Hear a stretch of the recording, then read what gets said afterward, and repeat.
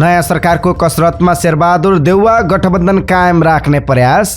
नेतृत्वमा परिवर्तन र आफ्ना मुद्दाहरूले ठाउँ पाए नयाँ गठबन्धनका लागि तयार रहेको राष्ट्रिय स्वतन्त्र पार्टीका अध्यक्ष रवि लामिछानेको भनाई।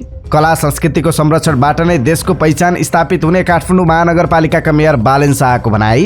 मधेसमा प्रदेशसभाको ठूलो दल बन्दै एमाले, गठबन्धनको बलमा कर्णालीमा कंग्रेसको कमब्याक, एमालेलाई सुदूरपश्चिम र कर्णालीमा धक्का। जलवायु परिवर्तनको मुद्दा शक्ति राष्ट्रहरूको चङ्गुलमा। अब तीव्र गतिमा सवारी साधन चलाउनेले प्रहरीको सचेतना कक्षा लिनुपर्ने। अन्तर्राष्ट्रिय नाट्य महोत्सव काठमाडौँमा सुरु, 12 मुलुकका 18 नाटक मञ्चन हुँदै। प्रतिनिधि सभा चुनावमा कंग्रेस सबैभन्दा धेरै ठाउँमा विजयी, एमाले पछ्याउँदै। अन्य राजनीतिक दलहरूको नतिजा के छ आजको अपडेटमा हेर्नुहोस्। रूपन्देही 2 बाट एमालेका विष्णु पौडेल निर्वाचित, चितवन 3 बाट राप्रपाका विक्रम पाण्डे निर्वाचित। सुजाता कोइरालालाई फापेन बुबा गिरिजाको चुनाव क्षेत्र। घनश्याम भुसाललाई पनि यसपटक प्रतिनिधि सभाको ढोका बन्द। निर्वाचनको पछिल्लो मत परिणाम, को कहाँ विजयी बने, यो सम्बन्धी जानकारी आजको समाचारमा हेर्नुहोस्। अफगानिस्तानमा तालिबानद्वारा रंगशालामा लगेर 14 जनाको हत्या। युद्धले दिएको चोट, पिउने पानी र प्रकाशको अभावमा छटपटाइरहेका छन् किपका बासिन्दा। फिफा विश्वकपमा पहिलो रातो कार्ड गोलकिपरलाई, इन्जुरी टाइममा गोल गर्दै इरानले वेल्सलाई हरायो। कतार विश्वकपबाट बाहिरियो। र हाम्रो नियमित स्तम्भ स्वास्थ्य सम्बन्धी जानकारीमा आज फिट एन्ड फाइन रहन गर्नुपर्ने सामान्य 9 कुराहरू के हुन्, यो सम्बन्धी जानकारी सहित देश विदेशका 35 महत्त्वपूर्ण खबर अपडेट लिएर आएका छौं। हाम्रो भिडियो सामग्री अन्तिमसम्म हेर्नुहोला। नमस्कार, इनसाइड नेपाल न्यूज टिभीमा यहाँहरू सम्पूर्णलाई हार्दिक स्वागत छ। आज मिति 2079 साल मङ्सिर महिनाको 10 गते शनिबार, इस्वी सम्वत 2022 नोभेम्बर 26 तारिक। दर्शकबिन सदाका दिन जस्तै आज पनि हामी देश विदेशका ताजा अनि महत्त्वपूर्ण खबर अपडेट सहित तपाईमाझ उपस्थित भएका छौं। दैनिक रूपमा ताजा अनि महत्त्वपूर्ण खबर अपडेटका लागि हाम्रो यस युट्युब च्यानललाई सब्स्क्राइब गर्न नबिर्सिनु होला। साथै तपाईले हाम्रो न्यूज बुलेटिन कहाँबाट हेर्दै हुनुहुन्छ कृपया आफ्नो गाउँ ठाउँको नाम तलको कमेन्ट बक्समा लेखिदिनु होला। आउनुहोस् आजको समाचार सुरुवात गरौँ नयाँ सरकार बनाउनका लागि कसरत सुरु भएको सम्बन्धी प्रसंगबाट। प्रधानमन्त्री एवं नेपाली कंग्रेसका सभापति शेरबहादुर देउवाले वर्तमान सत्तारूढ गठबन्धनलाई नै निरन्तरता दिने गृह कार्य थाल्नु भएको छ। प्रतिनिधि सभा र प्रदेश सभाको चुनावी परिणाम आउने क्रम अन्तिम चरणमा पुग्दै गर्दा देउवाले सकभर गठबन्धनकै नयाँ सरकार बनाउने कसरत थाल्नु भएको छ। बालुवाटार स्रोतका अनुसार देउवाले यसका लागि गठबन्धन घटक दल नेकपा माओवादी केन्द्रका अध्यक्ष पुष्पकमल दाहाल प्रचण्ड र नेकपा एकीकृत समाजवादीका अध्यक्ष माधव कुमार नेपालसँग टेलिफोन संवाद गर्नुभएको छ। उहाँहरूले एक चरण सबै गठबन्धनका नेताहरूलाई बधाई संवाद गरिसक्नु भएको छ। 1-2 दिनभित्र गठबन्धनको बैठक बस्छ। स्रोतले भन्यो गठबन्धनका नेताहरूसँग सरकार निर्माण बारे छलफल हुनेछ।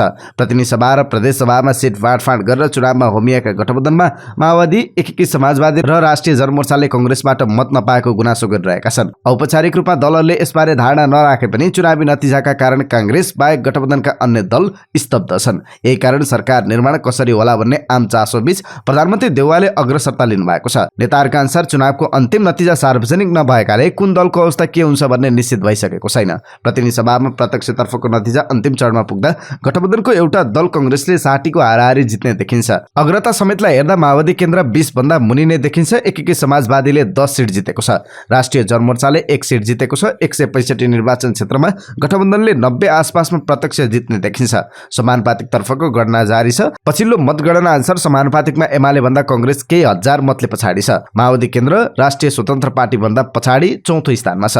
गठबन्धन दलको बहुमत पुगे सिधै सरकार बनाउने देउवा निकट एक नेताले बताउनु भयो। अहिलेसम्म सबै चुनावी नतिजा प्राप्त भइसकेको छैन। समानुपातिक प्रदेश सहितका सबै नतिजा आएपछि दलहरूको अवस्था हेरेर सरकार बनाउने तयारी अगाडि बढ्छ। उहाँले भन्नुभयो गठबन्धन दललाई सरकार बनाउन सिट पुगे सिधै सरकारको विषय अगाडि बढ्छ, नपुगे विकल्पमाथि छलफल हुन्छ। गठबन्धनलाई बहुमतका लागि केही सिट नपुगे स्वतन्त्र र मधेस केन्द्रीय दलसँग सहकार्य गर्ने ती नेताले बताउनु भयो। तर एमालेले समानुपातिकमा राम्रो मत ल्याएर पहिलो पार्टी बनेको अवस्थामा भने समीकरण फेरबदल हुन सक्ने आकलन कंग्रेस नेताहरूको छ। चुनावी रौनक भएर मसिनो ढंगले उहाँले विश्लेषण गर्न पाउनु भएको छैन। सम्भवतः सरकार निर्माणको प्रस्ताव अब बस्ने गठबन्धनको बैठकमा प्रस्तुत हुन सक्छ। स्रोतले भन्यो कंग्रेसको एउटा पक्षकै कारण गठबन्धनमा मत ट्रान्सफर नभएको निष्कर्षमा पुगे पनि माओवादी र एकीकृत समाजवादीले यो विषयमा अहिले प्रतिक्रिया नजनाउने भएका छन्। प्रचण्ड निकट एक नेताले बताए अनुसार अब बस्ने बैठकमा यस विषयलाई गम्भीरतापूर्वक राख्ने तयारी छ। अब बस्ने बैठकमा मुख्य एजेन्डा नै चुनावी समीक्षा हुन्छ। कंग्रेसकै मत ट्रान्सफर राम्रो नभएकाले माओवादी, एकीकृत समाजवादी र राष्ट्रिय जनमोर्चा मोर्चाका राम्रा नेताले हारेका छन्। ती नेताले भने यसबारे देउवाको जवाब के आउँछ अनि नयाँ रणनीतिबारे सोच्न सकिन्छ। उसो त गठबन्धनका 4 दलको बहुमत पुग्ने सम्भावना पनि छ। समानुपातिकमा प्राप्त मतलाई हेरेर एमाले अध्यक्ष केपी शर्मा ओली पनि सरकार निर्माणमा आफू निर्णायक रहेको विश्लेषण गर्दै दलहरूसँग छलफल गरिरहनु भएको छ। चुनावमा राप्रपा र जसपासँग एमाले तालमेल गरेको थियो। एमालेलाई ती दुवै दलसँग सत्ता साझेदार गर्न सहज हुनेछ। त्यसैले देउवा गठबन्धनलाई एक राख्न चाहनुहुन्छ। अहिले गठबन्धनमै रहेका दलहरू बहुमत नजिक पुग्ने देखिएको छ। देउवा निकट अर्का नेताले भन्नुभयो, बहुमत नपुगेको अवस्थामा कुन कुन पार्टीलाई ल्याउँदा सहज हुन्छ तिनै दलसँग कुरा हुन्छ। मत ट्रान्सफर नभएपछि चिन्तित माओवादी र एकीकृत समाजवादीले सरकारका विषयमा मुख खोलेका छैनन्। माओवादीलाई मत परिणाम हेर्दा प्रतिपक्षमा बस्न दबाब छ। माधव कुमार नेपाल पनि यसबाट खुसी हुनुहुन्न। नेपाल निकट एक नेताले भन्नुभयो, चुनावी नतिजा सन्तोषजनक नभएकाले अन्तिम मत परिणाम अगाडि यसै भन्न सक्दैनौँ। देउवालाई नागरिक उन्मुक्ति पार्टीका केही स्वतन्त्र दलले साथ दिने विश्वास छ। यता राष्ट्रिय स्वतन्त्र पार्टीले नेतृत्व परिवर्तन भए आफूहरू पनि सरकारमा जान सक्ने जनाउ दिएको छ। चितवनमा शुक्रबार प्रतिनिधि सभा सदस्यको प्रमाणपत्र बुझ्दै सभापति रवि लामिछानेले यस्तो जनाउ दिनुभएको हो। चुनावको बेलामा हामीले कुनै गठबन्धन र तालमेल गरेनौं, तर राष्ट्र हितमा काम गर्न दलहरूले आवश्यक परे हामीलाई सम्झनु होला। हामी सहकार्य गरेर अगाडि बढ्नेछौँ। अब ठूला दलहरूले उहाँलाई चित्त बुझ्ने गरी राष्ट्रहित गर्न तयार हुनुपर्ने हुन्छ। त्यसपछि बन्न सक्नेछ नयाँ गठबन्धन। कुनै पनि पार्टीको बहुमत नहुने आगामी संसदमा राष्ट्रिय स्वतन्त्र पार्टी कम्तीमा 22 सिट सहित नयाँ किङ मेकरका रूपमा उदाउँदैछ। दलहरूले सम्झेमा उहाँ सत्ता सहकार्यका लागि खुल्ला देखिनु भएको छ। 7 सिट जितेर एक ठाउँमा अग्रता लिइरहेको राष्ट्रिय स्वतन्त्र पार्टीले समानुपातिक पद्धतिमा थ्रेसहोल्ड कटाइसकेको छ। 4 मङ्सिरको चुनावमा खसेको 1 करोड 6 लाख मध्ये सदर भएको मतको 3% पाएमा थ्रेसहोल्ड घट्छ।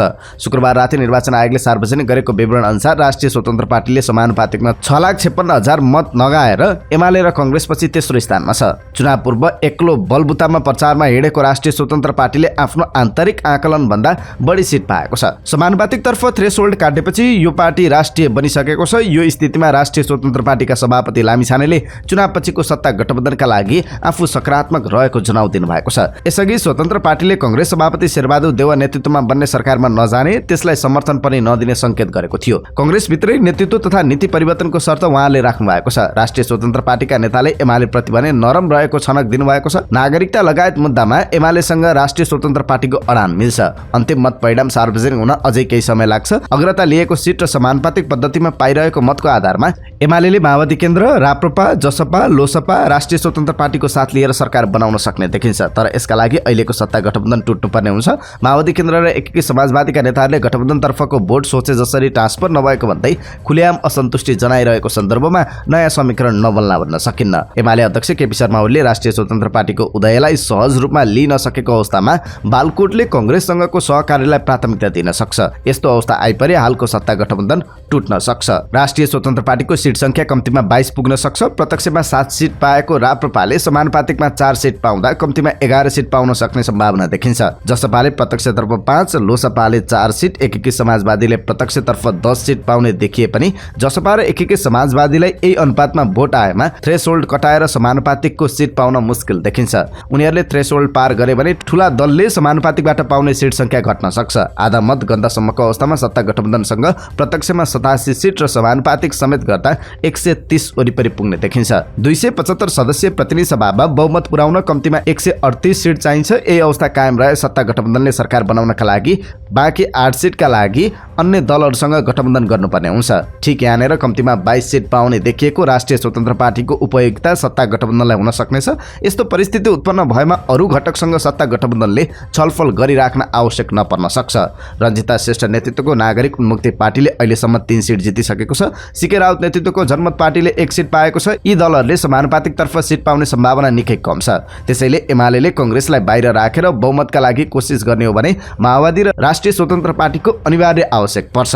अमरेश सिंह, प्रभु शाह जस्ता स्वतन्त्र सांसदको भूमिका यहाँनिर खड्किन सक्नेछ। एमाले अध्यक्ष केपी शर्मा ओलीले पानी बाराबारको स्थितिमा रहनुभएका माओवादी अध्यक्ष पुष्पकमल दाहाल प्रचण्डलाई नजिकाउने हेतुले फोन घुमाउन थालिसक्नु भएको छ। यो अवस्थामा आगामी सत्ता समीकरण कस्तो बन्न सक्छ भन्ने विषय रोचक देखिन गएको छ। राष्ट्रिय स्वतन्त्र पार्टीका प्रवक्ता मुकुल ढकालले आफ्नो पार्टी सभापति लामिछानेबाट न्यूनतम मागहरू सम्बोधन गर्ने सम्भावनाका आधारमा आगामी सहकार्यको ढोका खुल्न सक्ने बताउनुभयो। उहाँले त्यसका लागि केन्द्रीय समिति बैठक राखेर आगामी बाटोबारे छलफल गरिने दिने बताउनुभयो। गठबन्धनका लागि खुल्ला छौं भन्नुको अर्थ सुशासनसँग जोडिएका हाम्रा मागहरू सम्बोधन कसरी हुन्छन् भन्ने कुरासँग जोडिएको छ। उहाँले भन्नुभयो अहिले भएका दलहरू यसका लागि तयार देखिने हो भने नयाँ ढंगबाट छलफल हुन सक्छ। सभापतिले यसै सन्दर्भमा कालिका नगरपालिकाको पदमपुरमा विचार राख्नु भएको छ। उहाँले भन्नुभयो राष्ट्रिय स्वतन्त्र पार्टीले कांग्रेस वा एमालेसँग सहकार्य गर्न अप्ठ्यारो नरहेको स्पष्ट पारेको छ। यसका लागि नेतृत्वमा देखिने गरी परिवर्तनको आभास हुनुपर्ने उसको अडान छ। कांग्रेस सभापति शेरबहादुर देउवाको ठाउँमा नयाँ नेतृत्व अगाडि सर्ने हो भने आफ्नो समर्थन उसैलाई हुन सक्ने उसका नेताहरूले बताएका छन्। कांग्रेस संसदीय दलको नेतृत्व दाबी गर्दै आउनुभएका गगन थापासँग उहाँहरूको छलफल सुरु भइसकेको संकेत प्राप्त छ। नेकपा एमालेका प्रभावशाली नेता तथा प्रदेश 1 का पूर्व मुख्यमन्त्री शेरधन राईलाई पराजित गर्दै माओवादी केन्द्रका नेता सुदन किराती भोजपुरबाट प्रतिनिधि सभामा विजयी बनिसक्नु भएको छ। उहाँले शेरधन राईलाई 2385 मतले पराजित गर्नुभएको छ। निर्वाचनको अन्तिम मत परिणाम सार्वजनिक भएसँगै उहाँले सामाजिक सञ्जाल फेसबुकमा लामो स्ट्याटस लेख्दै भोजभतेर र विजय जुलुस निकाल्ने पैसाले फुसको घर भएका जनताको घरमा जस्ता लगाइदिने बताउनु भएको छ। विजयको नाममा गरिने भोजभतेर जस्ता फजुल खर्चले 2 घर परिवारको चुइने फुसको छानो हटाई जस्ता पाता हालिदिएर हाम्रो अभियानको आरम्भ गर्छु उहाँले लेख्नु भएको छ। उहाँले विजय भएपछि जनतालाई धन्यवाद ज्ञापन गर्दै भन्नुभएको छ जिन्दाबाद र मुर्दाबादको नारा लगाउँदै समय, शक्ति र सम्पत्ति खर्च गरेर विजय सभा नगर्ने निर्णय गरेको छु।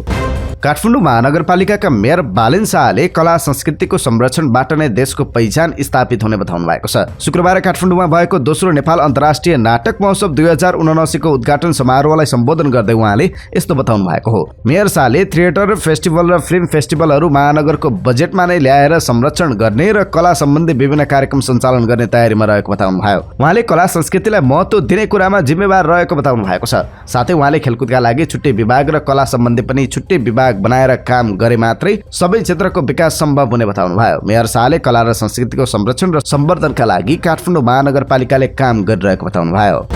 डडेलधुराबाट प्रतिनिधि सभा सदस्यमा प्रधानमन्त्री शेरबहादुर देउवासँग पराजित हुनुभएका सागर ढकालले आउने 5 वर्षका लागि आफूले काम सुरु गरेको बताउनु भएको छ। डडेलधुराको केन्द्रीय अस्पतालमा पुगेर डाक्टरहरूसँग के गर्न सकिन्छ भन्ने सानोतिनो छलफल गरेको उहाँले सामाजिक सञ्जाल मार्फत जानकारी दिनुभएको छ। ढकालले निर्वाचनमा पहिलो नभए पनि कति काम गर्न सकिँदो रहेछ भनेर एउटा मोडेलको रूपमा आफू संसद बाहिर प्रस्तुत हुने जनाउनु भएको छ।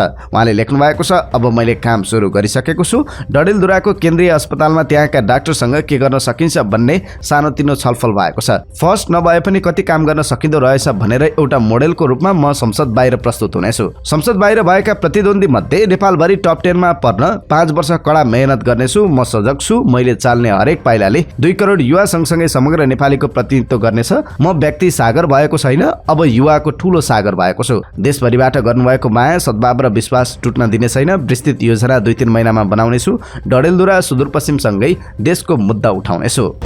राष्ट्रिय राजनीतिमा उचाइ बनाएका विभिन्न दलका नेताहरू यसपटक पराजित भएका छन्।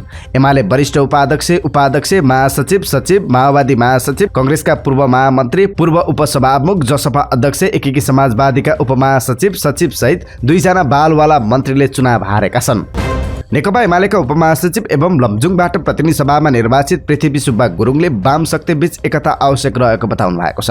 वाम शक्ति एक नहुँदा त्यसको फाइदा कांग्रेस लगायत प्रजातान्त्रिक शक्तिले सधैँ लिइरहने उहाँको भनाइ थियो। प्रतिनिधि सभा सदस्यमा निर्वाचित भएपछि उहाँलाई बधाई दिने क्रममा नेकपा माओवादी केन्द्रका महासचिव एवं प्रतिनिधि सभा उम्मेद्वार देवप्रसाद गुरुङले दुवै मिलेर वाम शक्तिलाई एक गराउने तर्फ लाग्नुपर्ने बताउनु भएको थियो। म देशभक्त, वामपन्थी, गणतन्त्रवादी शक्ति एक हुनुपर्छ, एकता हुनुपर्छ भन्ने विचार बोकेको व्यक्ति हुँ। वाम बीच कार्यगत एकताको नीति हुनुपर्छ। मुख्य निर्वाचन अधिकृतको कार्यालयले विजेताको प्रमाणपत्र दिएपछि शुक्रबार पत्रकारसँग भन्नुभयो सुरुदेखि नै वाम शक्ति बीच एकता हुनुपर्छ।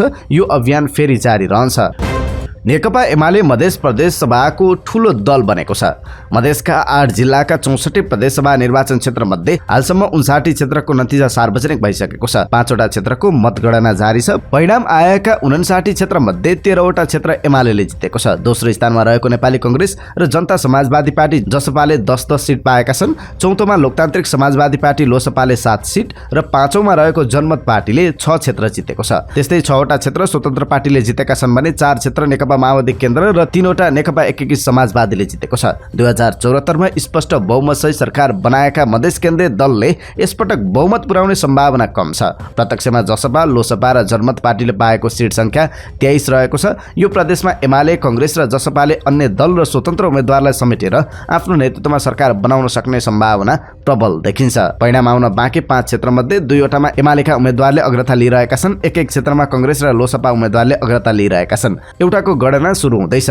मधेसमा प्रत्यक्ष 64 र 43 समानुपातिक सांसद सहित 107 सिट रहेको छ। समानुपातिकको मतगणना जारी छ। मधेस प्रदेशमा समानुपातिकतर्फ कांग्रेस अगाडि छ भने एमाले दोस्रो स्थानमा छ। जसपा तेस्रो स्थानमा रहेको छ भने चौथो स्थानमा जनमत पार्टी रहेको छ। 5औं स्थानमा माओवादी केन्द्र, 6औं स्थानमा लोसपा र त्यसपछि राप्रपा र एकीकृत समाजवादी रहेको छ। 2074 को प्रदेशसभा निर्वाचनमा तत्कालीन संघीय समाजवादी फोरम 29 सिट सहित पहिलो, राष्ट्रिय जनता पार्टी 25 सिट सहित दोस्रो र नेकपा एमाले 23 सिट सहित तेस्रो स्थानमा थियो। यता प्रतिनिधि सभा अन्तर्गत कर्णालीमा 9वटा निर्वाचन क्षेत्रको नतिजा सार्वजनिक भइसकेको छ, जसमा अहिलेसम्म नेपाली कांग्रेसले सुर्खेतका 2वटा निर्वाचन क्षेत्र र दैलेख क्षेत्रमा 2 गरी 3वटा निर्वाचन क्षेत्रमा विजय हासिल गरेको छ। 2074 मा कुनै पनि सिट जित्न नसकेको कांग्रेसले यो पटक गठबन्धनको बलमा कमब्याक गरेको छ। 2074 मा 5वटा क्षेत्र जितेको नेकपा माओवादी केन्द्रले यो पटक रुकुम पश्चिम र जाजरकोटमा विजय हासिल गरेको छ। गठबन्धनभित्रको अर्को साझेदार दल नेकपा एकीकृत समाजवादीले आफ्नो भागमा परेका दैलेख 1, सल्यान र डोल्पामा विजय हासिल गर्दा नेकपा एमाले भने शून्यमा झर्ने निश्चित छ। 2074 मा 6वटा सिटमा विजय भएको एमालेले मंसिर 4 को निर्वाचनमा कमजोर नतिजा ल्याएको छ। कर्णालीमा एमाले विभाजनपछि बनेको समाजवादीले नै आफ्नो बलियो उपस्थिति जनाउँदा एमाले 2074 मा कांग्रेसकै अवस्थामा पुगेको छ। यसपटक सुदूरपश्चिमको नतिजा एमालेका लागि अनुकूल रहेन। सुदूरपश्चिम प्रदेशमा 2074 को निर्वाचनमा प्रतिनिधि सभातर्फ 16 मध्ये 11 र प्रदेश सभातर्फ 32 मध्ये 17 स्थानमा जित हासिल गरेको नेकपा एमाले 2079 को नतिजामा नराम्रो हार बेहोर्नु परेको छ। 15 निर्वाचन क्षेत्रको अन्तिम नतिजा आइसक्दा एमाले 2 सिटमा सीमित भएको छ। प्रदेश सभामा पनि एमालेको हालत उस्तै छ। प्रदेश सभामा एमालेका 3 उम्मेदवारले मात्र चुनाव जितेका छन्। बाजुराको गणना अझै बाँकी छ। अघिल्लो निर्वाचनमा प्रतिनिधि सभातर्फ 1 र प्रदेश तर्फ 4 निर्वाचन क्षेत्रमा मात्र चुनाव जित्न सफल कांग्रेसको जस्तो हालत थियो। यति बेला एमाले लगभग यही अवस्थामा पुगेको छ। सुदूरपश्चिममा एमालेको नराम्रो पराजय हुनुका पछाडि यति बेला अनेक विश्लेषणहरू भइरहेका छन्। अनेक कारणमध्ये यति बेला धेरैको जिब्रोमा झुन्डिएको शब्द हो भीम रावल। भीम रावल निष्क्रिय हुँदा रावललाई एमाले नेतृत्वले पूर्वाग्रह राखेकै कारण पनि एमालेलाई चुनावी नतिजामा धक्का लागेको देखिन्छ। सुदूरपश्चिममा एमाले मात्र होइन, यही टिप्पणी गर्ने कांग्रेस समर्थकको संख्या पनि बाक्लो देखिन्छ। वडा कमिटी तहदेखि प्रदेश कमिटीबाट समेत एकल सिफारिसमा पर्दा पनि एमाले नेतृत्वले रावललाई टिकट नदिएपछि एमाले अछामका कार्यकर्ता आक्रोशित भइरहेका थिए। त्यसक्रममा धेरैजसोले त आफू रहेको जिम्मेवारीबाट राजीनामा पनि दिएका थिए। परिस्थिति थामथुम हुनुभन्दा चर्किँदै गयो। कञ्चनपुरको चुनावी सभामा रावलको खोजी भएपछि अध्यक्ष ओलीले रावल प्रतिको पूर्वाग्रह छरपष्ट पार्नुभयो। भीम रावलको तपाईलाई किन चिन्ता पर्यो? 2048 सालदेखि एकछिन मुख खाली छैन, बुढो भइसक्नुभयो, बेकार किन भीम रावलको चिन्ता? अरूलाई पालो दिनु पर्दैन। एउटै भीम रावल के को खेती गरिराख्या? के भीम रावल? थुप्रो रावलहरू हुनुहुन्छ सुदूरपश्चिममा, थुप्रो रावललाई अगाडि बढाइन्छ। ओलीको यो बोलीपछि माहौल झनै बिग्रियो। ओलीको यो बोलीको चौतर्फी आलोचना भइरहँदा लेखराज भट्ट विरुद्ध चुनाव लड्नुभएका कांग्रेस नेता बरायलले मौका छोप्नुभयो। उहाँले चुनावी प्रचार प्रसारका क्रममा भाषणमै भन्नुभयो, भीम दाजु तपाईका पछाडि हामी छौं, तपाईका एजेन्डा हामी उठाउनेछौं, तपाई नडराउनु होला। प्रदेशभरको नतिजा सार्वजनिक हुँदै गर्दा अछाममा पराजयका पछाडि रावलमाथि गरिएको पूर्वाग्रहको प्रत्यक्ष असर परेको अछाम एमालेका कार्यकर्ताहरू पनि स्वीकार्छन्। उहाँलाई टिकट त दिएन, त्यसपछि उहाँलाई परिचालन गर्नुको सट्टा उल्टै अध्यक्षले चुनावी सभामा प्रहार गर्नुभयो। निवर्तमान प्रदेश सभा सदस्य रहनुभएका अछाम एमालेका नेता गोविन्द कुँवर भन्नुहुन्छ, रावलले यसो उसो गर त भन्नु भएन, तर उहाँमाथि लगातार प्रहार गर्दा उहाँका शुभचिन्तकमा उत्साह नै भएन। चुनावी प्रचार प्रसार परिचालनमा पनि कमजोरी रह्यो। जलवायु परिवर्तन सम्बन्धी संयुक्त राष्ट्र संघीय संरचना महासन्धिका पक्ष राष्ट्रको 27औं सम्मेलन कोप 27 हालै सकिएको छ। सम्मेलन इजिप्टको शाम एल शेखमा भएको थियो। सम्मेलनले जलवायु हानि नोक्सानीको अन्तर्राष्ट्रिय कोष स्थापना गर्ने निर्णय गरेको छ। कोष स्थापनाको निर्णय भए पनि कोषमा वहन गर्नुपर्ने दायित्व र परिचालनको खाका भने बनेको छैन, तर कोषलाई सल्लाह दिन सल्लाहकार समिति भने बनाइएको छ। कार्बन उत्सर्जन न्यूनीकरण, जलवायु अनुकूलन प्रयासलाई बढावा दिँदै विश्वव्यापी जलवायु जन्य क्रियाकलाप घटाउने लक्ष्यका साथ भएको सम्मेलनमा नेपालको तर्फबाट पनि सहभागिता जनाइएको थियो। कोप 27 सम्मेलनमा नेपाली टोलीमा संलग्न भई सहभागी हुनुभएका जलवायु विज्ञ डाक्टर धर्मराज उप्रेतीले नेपालको तर्फबाट विशेष गरी हिमाली क्षेत्रका मुद्दा, अनुकूलन तथा कृषि र खाद्य सुरक्षा, जलवायु न्यूनीकरण लगायतका विषयहरू विश्व सामु राखेको बताउनुभयो। उहाँले हिमाल र हिमालसँग जोडिएका क्षेत्रको पृथक पहिचान, संकट र जोखिम र अनुकूलन वृद्धिका उपायबारे पनि सम्मेलनमा बहस भएको बताउनुभयो। कक्षा 12 को ग्रेड वृद्धि परीक्षाको नतिजा सार्वजनिक भएको छ। शुक्रबार सार्वजनिक भएको नतिजा अनुसार 34,609 जनाले नन ग्रेड पाएको राष्ट्रिय परीक्षा बोर्ड परीक्षा नियन्त्रण कार्यालयले जनाएको छ। गत 30 र 31 भदौमा सञ्चालन भएको कक्षा 12 को ग्रेड वृद्धि परीक्षामा 1,26,653 जना सहभागी रहेका थिए, जसमा 92,044 जनाले मात्र ग्रेड प्राप्त गर्न सकेका छन् र 6 जनाको परीक्षा रद्द भएको परीक्षा नियन्त्रण कार्यालयले जनाएको छ। अब पछिल्लो मतपरिणाम सम्बन्धी जानकारी संक्षिप्त रूप। हालसम्म प्रतिनिधि सभामा कांग्रेस 44 स्थानमा विजयी बनेको छ भने 10 स्थानमा अझै अग्रता कायम रहेको छ। एमाले 38 स्थानमा विजयी हुँदा 6 स्थानमा अझै एमाले अग्र स्थानमा रहेको छ। माओवादी केन्द्रले 15 स्थानमा जित हासिल गरेको छ भने 4 ठाउँमा अग्रता लिइरहेको छ। एकीकृत समाजवादीले 10 सिट जितेको छ। राष्ट्रिय स्वतन्त्र पार्टीले हालसम्म 7 स्थानमा जित हासिल गरेको छ भने 1 ठाउँमा अझै अग्रता कायम रहेको छ। राप्रपाले 6 सिट जितेको छ र 1 स्थानमा अझै अगाडि रहेको छ। जसपाले 3 सिट जितेको छ भने 2 ठाउँमा अझै अग्रता कायम गरेको छ। लोसपाले 4 सिट जितेको छ। नागरिक उन्मुक्ति पार्टीले 3 सिट जितेको छ। स्वतन्त्र सहित अन्य पार्टीका उम्मेद्वारले 8 ठाउँमा विजय हासिल गरेका छन्। हुम्लाबाट माओवादी केन्द्रका कारचेन लामा निर्वाचित हुनुभएको छ। उहाँले नेकपा एमालेका उम्मेद्वार दल राउरलाई 4,855 मतान्तरले पराजित गर्नुभयो। त्यस्तै रूपन्देही 2बाट नेकपा एमालेका उम्मेद्वार विष्णुप्रसाद पौडेल निर्वाचित हुनुभएको छ। राष्ट्रिय स्वतन्त्र पार्टी उम्मेद्वार गणेश पौडेललाई 1,366 मतान्तरले हराउँदै पौडेल निर्वाचित बन्नुभएको छ। विष्णु पौडेलले 27,148 मत पाउँदा राष्ट्रिय स्वतन्त्र पार्टीका गणेश पौडेलले 25,782 मत प्राप्त गर्नुभएको छ। त्यस्तै चितवन 3बाट प्रतिनिधि सभामा राप्रपाका उपाध्यक्ष विक्रम पाण्डे निर्वाचित हुनुभएको छ। उहाँले 34,362 मत ल्याएर चुनाव जित्नु भएको छ। उहाँका निकटतम प्रतिद्वन्दी नेकपा माओवादी केन्द्रका डाक्टर भोजराज अधिकारीले 24,671 मत प्राप्त गर्नुभयो। राष्ट्रिय स्वतन्त्र पार्टीकी जिता बरालले 14,789 मत प्राप्त गर्नुभयो। कांग्रेसका बागी उम्मेद्वार दिनेश कोइरालाले 12,057 मत प्राप्त गर्नुभयो। नेपाली कांग्रेसकी नेत्री सुजाता कोइराला दोस्रो चुनावी परीक्षामा फेल हुनुभएको छ। उहाँ एमाले उम्मेद्वार ऋषिकेश पोखरेलसँग पराजित बन्नुभयो। महोत्तरी प्रतिनिधि सभा क्षेत्र नम्बर 3 मा लोकतान्त्रिक समाजवादी पार्टी लोसपाका अध्यक्ष महन्त ठाकुर विजयी बन्नुभएको छ। उहाँले जनता समाजवादी पार्टी जसपाका हरिनारायण यादवलाई 2,050 मतान्तरले पराजित गर्नुभएको छ। त्यस्तै बारा निर्वाचन क्षेत्र नम्बर 3 मा नेकपा एमालेका पोलिट ब्युरो सदस्य ज्वाला कुमारी शाह निर्वाचित हुनुभएको छ। उहाँले प्रतिस्पर्धी जनता समाजवादी पार्टीका रामबाबु कुमार यादव र सत्ता गठबन्धनका लोकतान्त्रिक समाजवादी पार्टीका लालबाबु सिंहलाई उछुनेर विजयी बन्नु भएको छ। त्यस्तै प्रदेश नम्बर 1 का पूर्व मुख्यमन्त्री समेत रहनुभएका नेकपा एमालेका नेता शेरधन राईले निर्वाचनको हारलाई लिएर भोजपुरका जनताले आफ्नो योगदानको मूल्याङ्कन नगरेको बताउनु भएको छ। यता तेह्रथुममा नेपाली कांग्रेसकी सीता गुरुङ निर्वाचित हुनुभएको छ। नेकपा एमालेका विजय सुब्बालाई 1,079 मतान्तरले पछि पार्दै वाम लोकतान्त्रिक गठबन्धनकी उम्मेद्वार नेपाली कांग्रेसकी नेत्री सीता गुरुङ प्रतिनिधि सभा सदस्यमा निर्वाचित हुनुभएको छ। त्यस्तै प्रतिनिधि सभा निर्वाचनमा माओवादी केन्द्रका पोलिट ब्युरो सदस्य एवं कर्णाली प्रदेशका पूर्व मुख्यमन्त्री महेन्द्र बहादुर साईले एमालेका केन्द्रीय सदस्य नगेन्द्र साईलाई 7,009 मतान्तरले पछि पार्दै तेस्रो पटक निर्वाचित हुनुभएको छ। नुवाकोट क्षेत्र नम्बर 1 मा सत्तारूढ दलका तर्फबाट माओवादी केन्द्रका उम्मेद्वार हितबहादुर तामाङ विजयी बन्नुभएको छ। पूर्व मन्त्री समेत रहनुभएका तामाङले 60,019 मत मध्ये 26,548 मत प्राप्त गर्नुभयो। उहाँका निकटतम प्रतिद्वन्दी नेकपा एमालेका बद्री मैनालीले 23,463 मत प्राप्त गर्नुभयो। तीव्र गतिमा सवारी साधन चलाउने चालकलाई ट्राफिक प्रहरीले अनिवार्य रूपमा सचेतना कक्षा दिने भएको छ।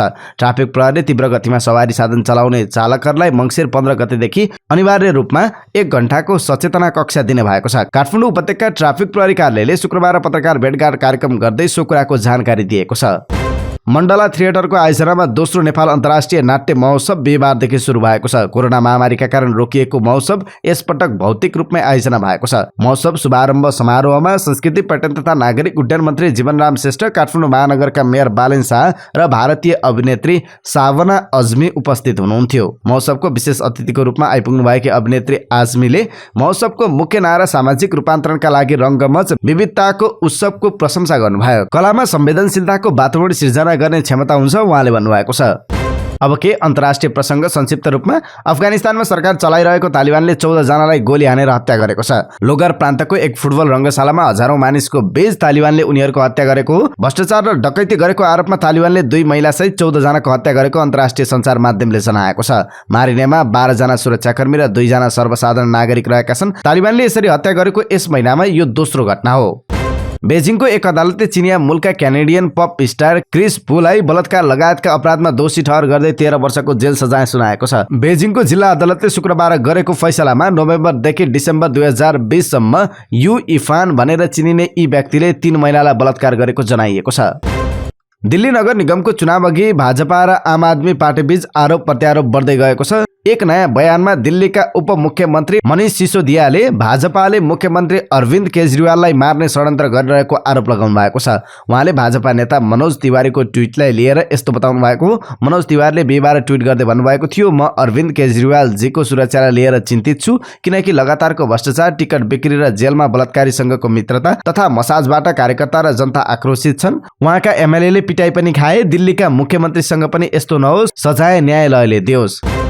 करिब 9 महिनादेखि रुसी आक्रमण झेलिरहेको युक्रेनी नागरिकको जीवन कष्टकर बनिरहेको छ। राजधानी किभका बासिन्दा पिउने पानी र बिजुलीको अभावमा छटपटाइरहेका छन्। अघिल्लो दिन रुसी बम आक्रमणमा पानी र बिजुली आपूर्तिका स्रोत तहस-नहस भएपछि बिजुली, पानी र न्यानोको खोजीमा किभका जनता हातमा खाली बोतल बोकेर अँध्यारोमा शहरका चमेना गृहतर्फ लागेका थिए। बत्तीको सामान्य व्यवस्था भएका ती चमेना गृहमा ठूलो भिड लागेको थियो। बिहिबार रातिको दृश्य हेर्दा युक्रेनी नागरिक युद्धलाई व्यवस्था गर्दै जीवन जिउने जमर्कोमा लागेको प्रतीत हुन्थ्यो। 30 लाख मानिसको बसोबास रहेको राजधानी शहर किभमा पिउने पानीको अभाव भएपछि सर्वसाधारणले वर्षाको पानी बग्ने ड्रेन पाइपबाट जल सङ्कलन गरेका थिए। पानी आपूर्तिको व्यवस्था मिलाउन मर्मत गर्ने टोली अथक परिश्रममा जुटेको थियो। यद्यपि धारामा पानीको प्रवाह भएको छैन।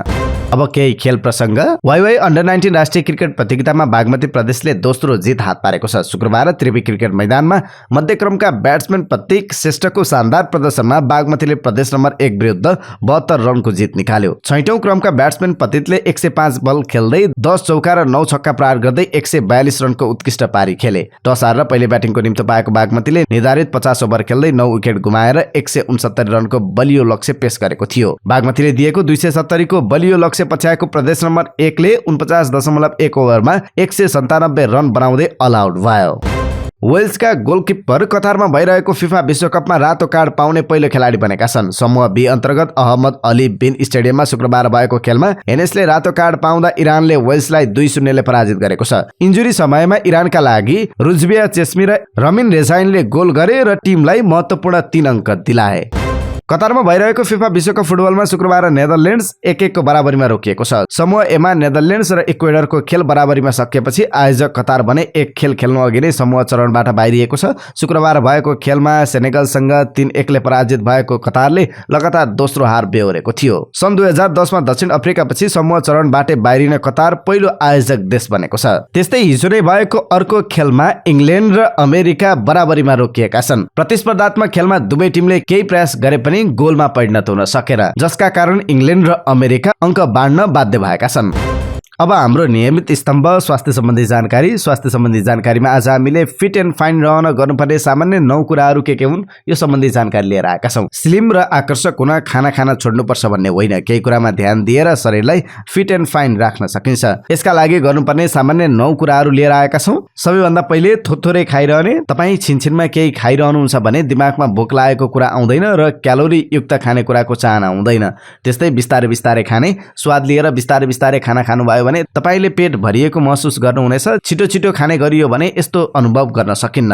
त्यस्तै निन्द्रा पुर्याउने। केही शोधले निन्द्राको कमी तौल बढ्नुको कारण बताउँछन्। अनिन्द्रामा तपाईँ तनाव महसुस गर्नुहुन्छ। तनावसँग सम्बन्धित हर्मोनले शरीरमा अत्याधिक मात्रामा पानी बढाइदिने गर्छ, यसले तपाईँको तौल बढ्न सक्छ। त्यस्तै धुम्रपान र अल्कोहलबाट टाढै बस्नुहोस् र बाहिर नखाने। बाहिर रेस्टुरेन्टमा गएर खानुभन्दा घरको खाना खानु स्वास्थ्यका लागि राम्रो हुन्छ, स्वास्थ्यवर्धक हुन्छ। बाहिरको खानामा क्यालोरीको मात्रा बढी हुन्छ।